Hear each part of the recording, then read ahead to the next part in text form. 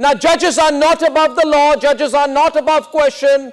Judges cannot be in an echo chamber. Judges cannot live in a bubble. Judges cannot decide things for themselves. Judges cannot and should not investigate judges. And judges must be transparent, and the judiciary must not be opaque. These may be obvious statements that I'm making tonight. But the reality is, do we have the reality of democracy existing within the judiciary? Do the rules of democracy apply to the judiciary? It appears not. And hence tonight on the nation's sharpest opinion, I have decided to quote the judges to ask them, my lords, do you believe in what you have said yourself? In this particular case, where mountains of cash have been found burning in the house of a high court judge, I would like to ask the judges, do you believe in what you have said? Do your words apply to you? I'm not talking about the standards you expect of others. I'm talking about specific instances when you have said that there should be high standards that are expected from you. We expect those standards, my lords. And hence, example number 1 in my counter questions to the judiciary. The Supreme Court in K. Veeraswamy versus Union of India and others case said, and I quote, a judge will be liable for committing criminal misconduct within the meaning of section 5(1)(c) of the Act if he has in her possession pecuniary resources or property disproportionate to his known sources of income for which he cannot satisfactorily account. Ladies and gentlemen, does this not apply in the present case?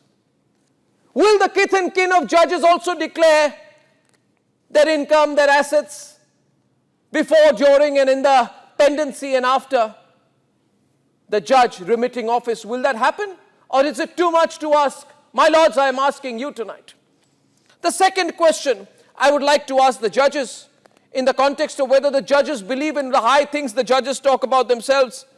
Ladies and gentlemen, the Supreme Court of India ruled that the Chief Justice of India's office is a public authority under the RTI Act 2005, making it subject to transparency laws. This landmark judgment affirmed that judicial accountability cannot be shielded from public scrutiny. And I agree with this.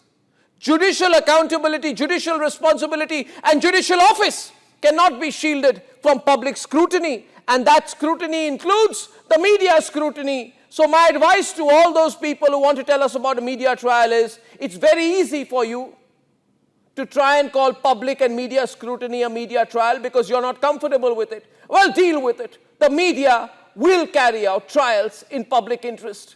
These are not courtroom trials. These trials are meant to ensure that public opinion is moved towards a higher cause, that democracy is strengthened, and that institutional framework of this country is not ever compromised by over-centralization of powers in anyone, including the judiciary. My third point tonight on whether the judges believe they are above the law is the case where the Supreme Court also mentioned about how to handle criticism.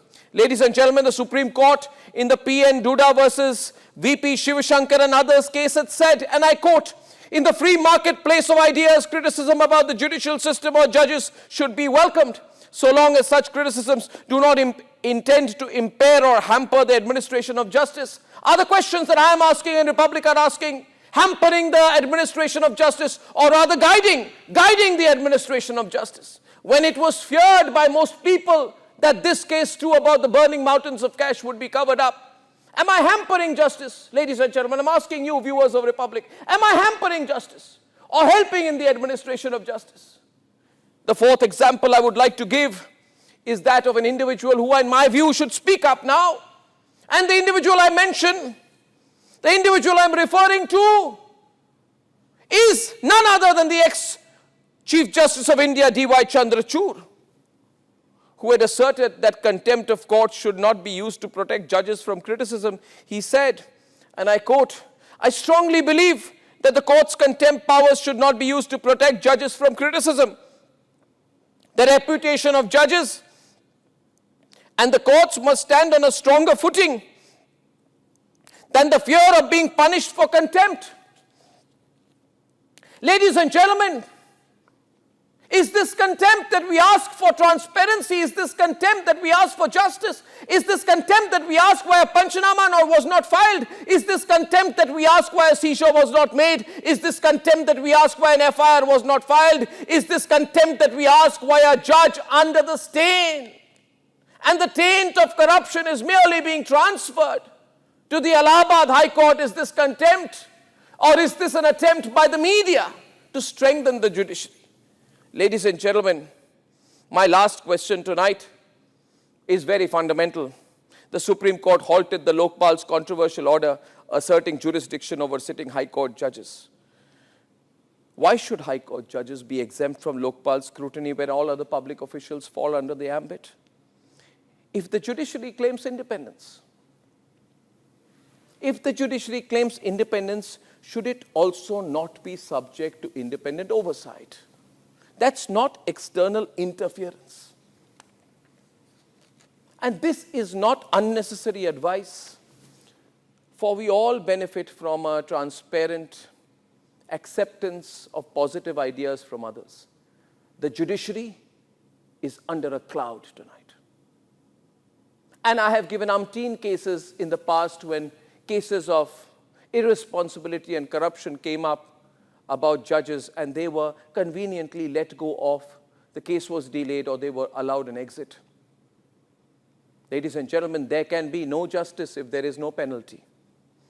And my question to the judiciary is whether in their own cases they will accept penalty or provide a quiet exit to a person from their own fraternity who is under severe question. These are important questions. Ladies and gentlemen, spread this video.